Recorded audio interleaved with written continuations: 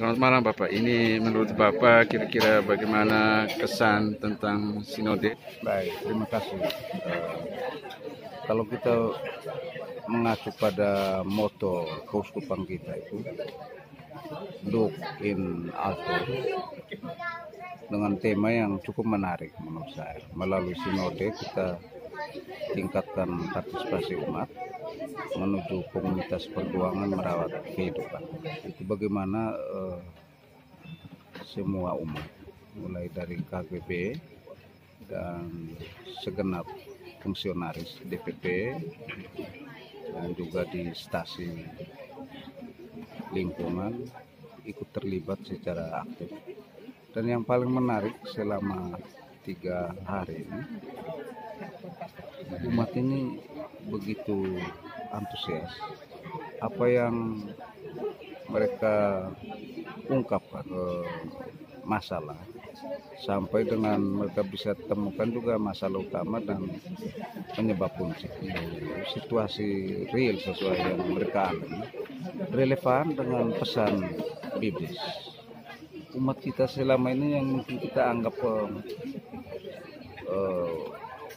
tidak banyak pengetahuan atau juga tidak bisa berbicara. Hemat saya, justru ketika ruang diberi untuk mereka bicara, malah di luar dari kita pikirkan sebetulnya. Satu contoh, mereka sudah mengkritisi bagaimana kita anggota gereja punya tanggung jawab, tidak hanya dalam hal berdoa saja, tapi juga mulai dengan hidup kemandirian untuk memperjuangkan dan merawat kehidupan mereka.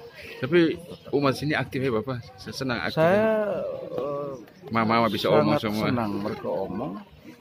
Bahkan fasilitator dari DPP, Pak Astel dengan ini Pak Karim. Ngomong kadang-kala mungkin dengan cara untuk melawan, mereka malah tidak menyerah untuk memberikan argumentasi mereka yang menurut saya. Terima kasih Bapak sebagai tokoh umat, sudah jalan bersama umat. Terima kasih atas dukungan. Sama-sama. Terima kasih Pak ya. Pak, dan bagaimana tanggapan warga tetap analisis sosial ini? Umat ini antusias sekali. Apa yang mereka harapkan selama ini, melihat kondisi perkembangan gereja ini, akhirnya mereka dengan kapasitasnya dalam hati mereka tahu bahwa gereja ini kami. Gereja ini kami dan suara kami adalah gereja. Sehingga dengan sinode ini diharapkan ada pola perubahan dalam setiap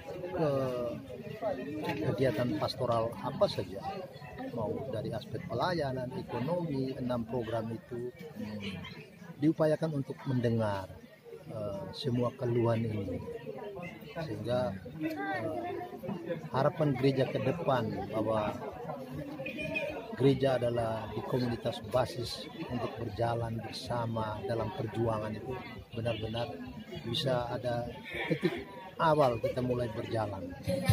Dan antusias umat juga bagus ya. Antusias umat luar biasa. Dan ini gereja harus tangkap bahwa ini kekuatan keyakinan umat, iman umat itu luar biasa besar. Tidak seperti kehidupan pemerintah. Dan beda jauh. Orang muslim perencanaan untuk negara, pemerintah, lurah undang, orang tidak datang. Tapi gereja dengan kapasitas mereka yang kita mau bilang tidak sekolah juga datang, mereka mengeluh. Berarti iman mereka itu sebenarnya ada, tapi hanya karena kita gereja selalu punya frame masyarakat ini imannya kecil, buat salah. Ya karena kita tidak. Benar. Bagaimana memberdayakan mereka? Konsepnya semua pemberdayaan. Berdayakanlah mereka dengan karakteristik yang ada di mereka masing-masing. Baik Bapak, terima kasih. Semangatnya luar biasa. Ini semangat Bapak ini memacu anak-anak muda di lingkungan ini untuk bisa mengembangkan kehidupan gereja depan. Terima kasih Bapak. Oke.